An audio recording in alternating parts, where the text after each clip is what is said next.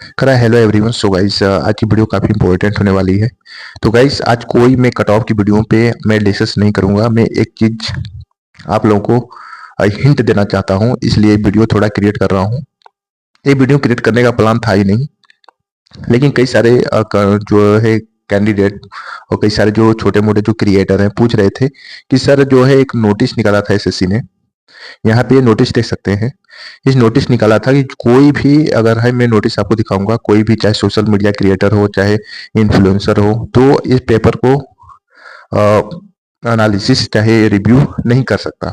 मतलब अब इस पेपर के बारे में वो नहीं बता सकता। कब तो नहीं बता सकता, जिस डेट तक एग्जाम हो इस पेपर के बारे में डिस्कस नहीं कर सकता।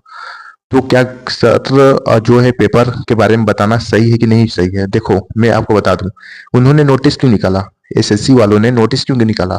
एसएससी वालों ने नोटिस इसलिए निकाला कि हमारा जो भी पेपर हो, चाहे कुछ पेपर इजी हो चाहे मॉडरेट हो चाहे डिफिकल्ट हो, वो पेपर एक हाइडली तरीके से रहे, लोगों के पास ना जा पाए। अगर अगर लोगों के पास चला जाता है, जैसे कि 12 नवंबर को जो कैंडिडेट एग्जाम दिए हैं, अगर वो 14 नवंबर 16 नवंबर के बीच में अगर कैंडिडेट लोगों के पास चला जाता है, वो जान जाते हैं, तो उनको भी इतना तो जो है नहीं, इतना तो जो है मूर्ख है नहीं कि हम 12 तारीख को एग्जाम दिए तो फिर उसके बाद जो है 16 तारीख को हम एग्जाम देंगे तो वो समझ जाएंगे कि इस लेवल का क्वेश्चन आएगा, इस लेवल का एग्जामिनेशन होगा, इस लेवल के क्वेश्चन पूछे जाएंगे।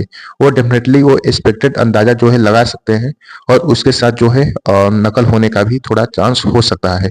तो इसलिए एसएससी ने इस चीज को रोकने के लिए नोटिस जारी किया है। तो इसलिए मैं आप लोगों से कहूंगा कि जो पूछ रहे हैं कि एग्जाम रिव्यू करूं चाहे एनालिसिस करूं, तो आप लोग इसके बारे में मत करिए, क्योंकि जो है वहाँ फाइनली एसएससी ने इससे रिलेटेड नोटिस निकाला है। अगर करते हैं तो इसके ऊपर 3 से 6 महीने के अंदर जितने भी बड़े क्रिएटर हैं इसके बारे में नहीं कर रहे हैं, जो छोटे क्रिएटर इसके बारे में थोड़ा कर रहे हैं, तो उनको 3 से 6 महीने के अंदर एक नोटिस जारी किया जाएगा। बहुत सारे क्रिएटर नहीं जानते थे, लेकिन वीडियो बना के भी डिलीट कर दिए हैं। तो बहुत सारे ऐसे क्रिएटर हैं जो छोटे मोटे क्रिएटर इसके बारे में बना रहे हैं, तो उनको 3 से 6 महीने के अंदर, जो एक आर्टिकल मैंने पढ़ा, उनकी नोटिस एक्सेल फाइल पे उनको खुद ही कुछ दिन के अंदर, यानी कि 3 से 6 महीने के अंदर मिलने का चांस बताया जा रहा है। अब क्या नोटिस है इसके बारे में भी देख लेते हैं। अब देखिए यही है गाइस नोटिस, यहाँ पे देख सकते हैं क्या लिखा है। Subject against discussions analysis of A question paper, question paper कर SSC examinations under the Public Examinations Prevention of a Unfair Means Act 2024 regarding। उन्होंने साफ तरीके से जो है बता दिया है कि हमारे पेपर का न तो कोई एनालिसिस कर सकता है, न तो कोई रिव्यू कर सकता है, न तो डिस्कशन कर सकता है। इसके अकॉर्डिंग से यहाँ पे नोटिस जारी किया गया है। क्या है इस नोटिस में, इसके जानते हैं, इसको भी देख लीजिए। ईट में इसलिए गाइस मैं सोचा कि आप लोगों को थोड़ा अवेयरनेस कर लूं, आप लोग थोड़ा सा जागरूक हो जाएंगे तो सही रहेगा। नहीं तो जितना कमाएंगे नहीं, इतना कमा देंगे तो कोई फायदा नहीं है ऐसा करने से। अब यहाँ पे गाइस देखिए, एक चीज को मैं बता देता हूँ, 1 मिनट। अब देखिए यहाँ पे क्या है, इसको भी देख लेते हैं। It has come to the notice of the commissions that certain individual discuss, analysis and circulate the content of the question paper of ongoing health examinations conducted by the staff selection commissions on the social media। यानी कि उसके कहने का मतलब है कि SSC की तरफ से, स्टाफ सिलेक्शन कमीशन एसएससी की तरफ से जितने भी पेपर होते हैं, चाहे सीजीएल के पेपर हो, चाहे आपका सीएचएसएल के पेपर हो, चाहे एमटीएस के पेपर हो, आप किसी भी एग्जाम का एनालिसिस और चाहे आपका रिव्यू नहीं कर सकते।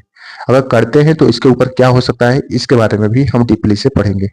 आप लोगों को मालूम होगा नहीं मालूम होगा मुझे नहीं पता, लेकिन मैं सोचा कि आप लोगों को इसके बारे में थोड़ा सा जागरूक कर दूं, क्योंकि यहाँ पे मैं एक छोटा सा आर्टिकल पढ़ा था कि नोटिस जो है तैयार हो रही है। जो कैंडिडेट, जो क्रिएटर हैं, चाहे प्लेयर इन्फ्लुएंसर हैं, जो इस पे काम कर रहे हैं, रिव्यू चाहे एग्जामिनेशन पे, वो उनके ऊपर जो है हो सकता है वो प्रॉब्लम उनके ऊपर क्रिएट होने का चांस बताया जा रहा है।